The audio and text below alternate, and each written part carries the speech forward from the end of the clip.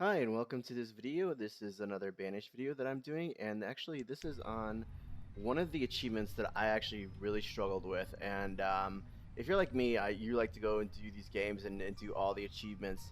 By far the hardest achievement for me in Banished is this Uneducated, which if you've watched my previous video on tips, one of the biggest tips that I have is the biggest recommendation I have by far is to make sure that you have an educated population for a lot of reasons because they operate at a much higher level, meaning they're much more proficient. They're much more they perform their jobs at a higher level, and I think they don't go through resources as much. I mean, they don't. I'm not sure if they eat as much food, but they don't use their tools as much, which is great.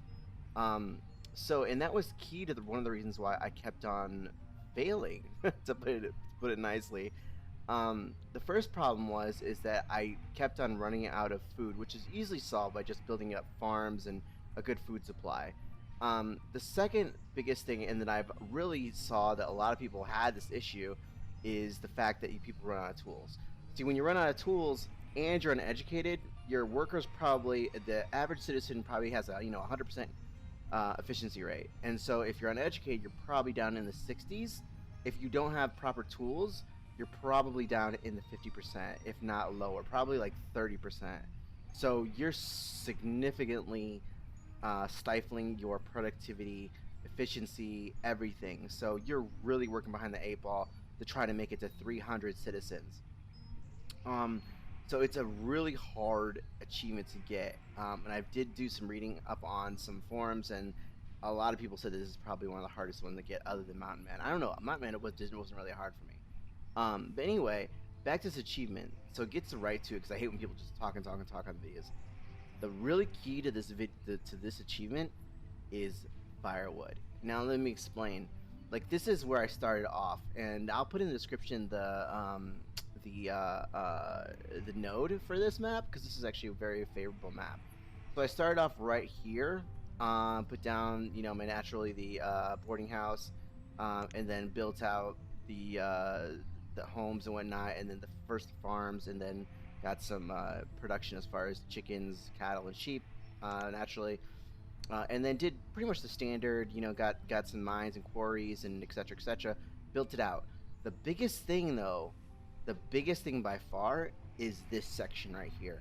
You have to get a lot of wood production, and there's a very specific reason for that. So I have like, let's see now, like 1, 2, 3, 4, 5, and you can't see over there because of the foliage, but six different forester lodges. So I'm bringing in a shitload of wood, as you can see here. And the reason for that is I have two woodcutters here, and a woodcutter here, and a woodcutter here. This is the first one. This is the second one, and then these are two that I had as kind of the auxiliary that relates to where the workhorse is. So that gave me the raw material to make firewood.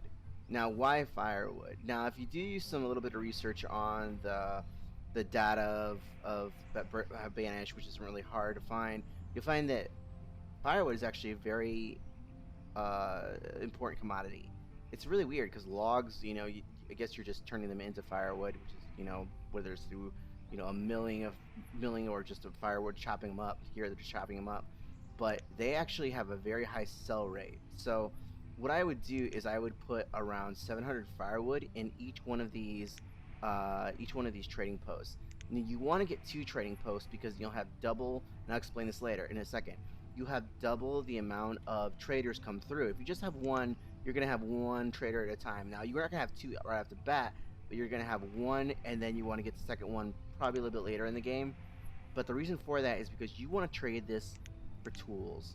Let me see if I can see this. I don't have it on this trader, but for the other traders that come in, if they have steel or iron tools, I always tell them to bring it back, so that way they can keep on bringing more tools. And if you see, my tool supply now is 349.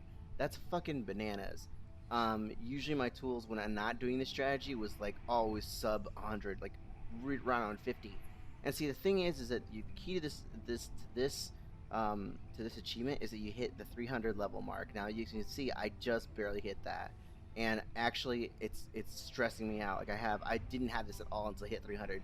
Like my economy was humming um well before this. So I mean, I'll just go ahead and play some more just to see, hopefully this can clear this out, because there really shouldn't have been really shouldn't have had any people starving. I had a shitload of food.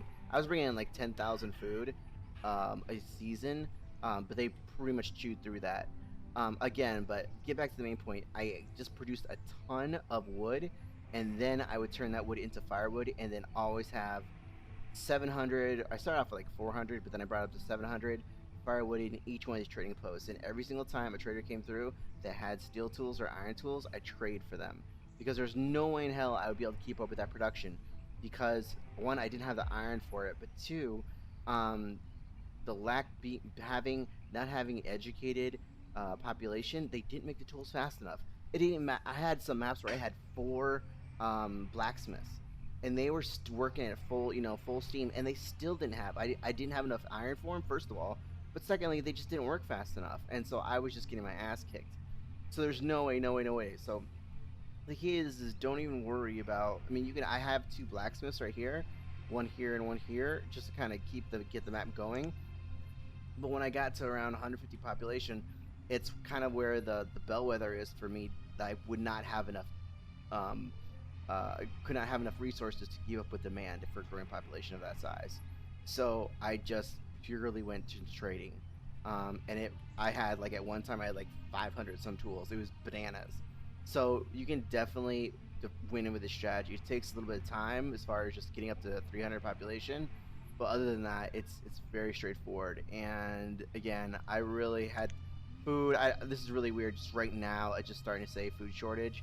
But as you can see, like boom, look at these big ass farms, and then I have a lot of livestock, and then I just opened up this area too with a bunch of livestock.